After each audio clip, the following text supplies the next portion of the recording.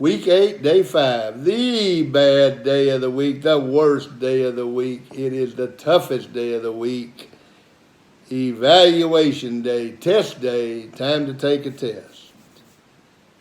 The quality this week, self-image, self-portrait, which is going to be improved by self-respect. Self-image and self-portrait are nouns. You have this picture in the back of your brain, been there. It began when you were 22 months old. It's been painted by other people until now. Beginning this week, you're going to paint it yourself. It determines how you perform. This self-image, this self-portrait determines your performance. How do you improve self-image? That's the one thing everybody talks about. Max Thompson did a study to find out how young people learn. 3 things. Number 1 is the IQ. What's your IQ? You have a high IQ, you have a greater chance to learn. Number 2, the organization, which is your curriculum, your teachers, your home environment, all the extraneous circumstance. Number 3, self-image. How do you see yourself? Do you think you can learn these things? 25% of the reason you learn is based on your IQ, 25% of the reason you learn is based on organization, and 50% of the reason you do or do not learn is based on your self-image.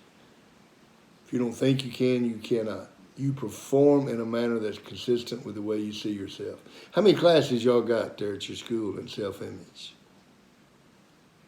0. This is the only class you'll ever take that can teach you how to improve your self-image. You don't improve your self-image by sitting around saying, I'm a good guy, I'm great, I am wonderful, I can run the 110.5, I can do this.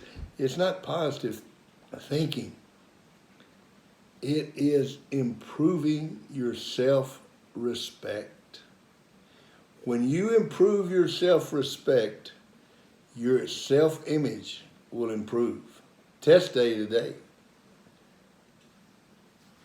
How did you do on Monday, Tuesday, Wednesday, Thursday? Did you do everything you could? Did you improve your self-respect? Did you do all 3 goals? Did you never quit this week? If you were going to make the bed, did you do it and do it right? Plus or minus. Now, if you gave yourself a minus, you don't kill yourself. You just simply say, I didn't improve my self-respect on Wednesday because I was supposed to do this in the virtual education program and I only did half of it.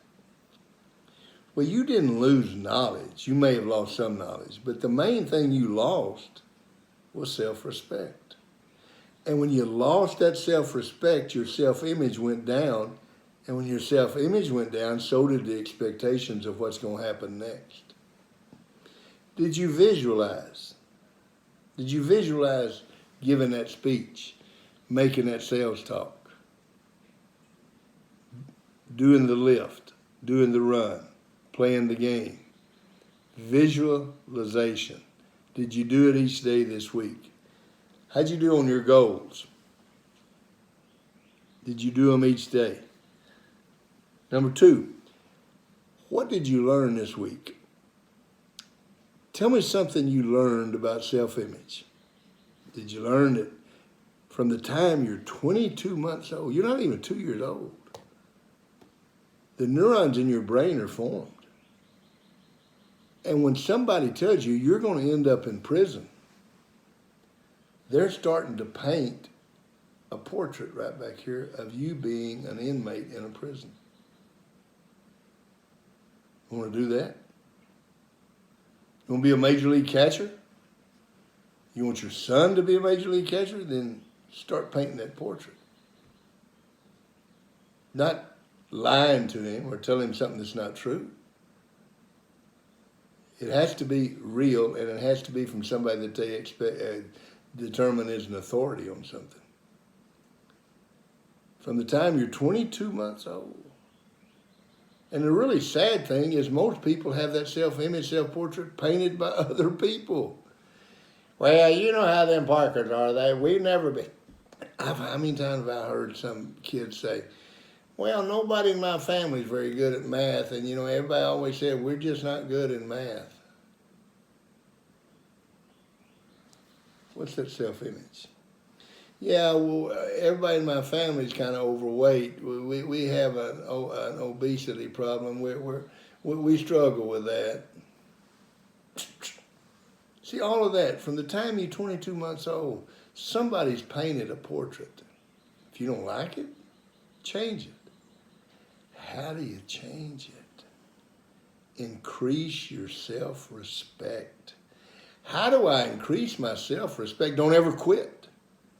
If you go to English and you have an English assignment, do it.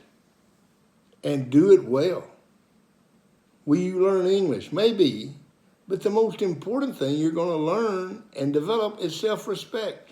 And when that self-respect is developed to the nth degree, so is the expectation. What do you think? How much respect do you think Abraham Lincoln had? One of those 300 greatest leaders. How can a man like Lincoln, backwoods lawyer, last choice of his party to be president, and he becomes president because the other party split. And you had Douglas and Breckinridge that split to vote on the other side. So Lincoln's not even the popular choice. So who does Lincoln choose as his cabinet? His enemies. He's got guys that ran against him for president. Seward, Taft, Stanton, people that hate him. And his friend told him, these people don't like you. They'll never be loyal to you. And Abraham Lincoln said, as long as they're loyal to the United States and to the Union, I could care less what they think about me. How much self-respect does that take? You want to know the one quality in all of these 300 people that is probably the easiest to look at, to recognize? The respect Abraham Lincoln had for Abraham Lincoln. The respect George Washington had for George Washington. He's going to fight Great Britain. That's like taking a junior high football team and playing the Kansas City Chiefs. Great Britain's got every reason in the world to beat the continental United States. George Washington had enough self-respect and belief in himself, a high enough self-image that he expected to win. How did he do it? He had a boot camp. What did the boot camp with von Steuben change? The way they could fight, their discipline. But the number one thing it changed was their self-respect. And once their self-respect changed, their expectations changed. You want to improve yourself. You want to be the best you that you can be. Improve your self-image, and you improve your self-image by improving your self-respect.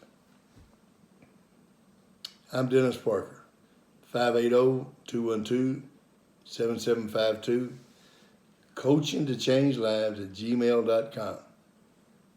I hope you're having as much fun with this as I am. This is the end of week 8, and this is a big week. Improve your self-image. Amen.